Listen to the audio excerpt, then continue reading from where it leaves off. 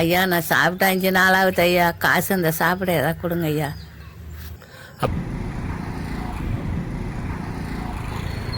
ஐயா நம்பர் நன்றி ஐயா. உன் பிள்ளை குட்டிலாம் நல்லபடியாக இருக்கணும் சாமி, நல்லபடியாக இருக்கணும் ஐயா. மாப்பிள்ள ஒரு நிமிஷம் கட் பண்ணு, அப்புறம் கூப்பிட்றேன். அம்மா கொஞ்சம் நில்லுமா.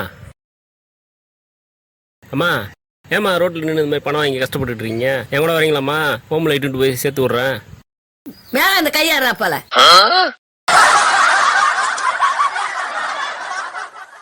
ஓமல சாக்கு போறானோ ஓமல. குமார இங்க வாடா, என்ன ஓமல சாக்கு போன ஒருத்தன் தகராறு பண்ணிக்கிறாங்க. வாடா வந்து என்னன்னு கேளுங்கடாங்க, வாங்கடா.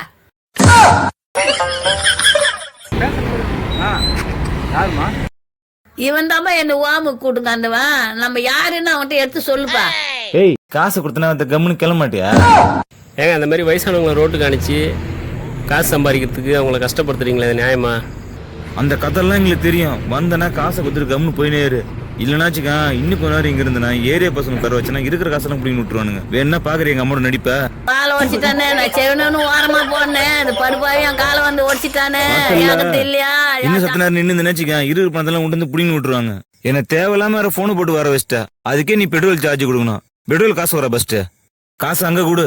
ஏங்க கேட்டது நீங்க அவங்ககிட்ட கொடுக்க சொல்றீங்க.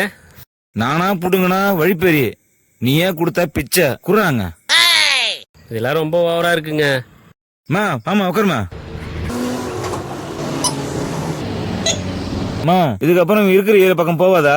இதுக்கு மேல இந்த பக்கம் வரக்கூடாதுப்பா.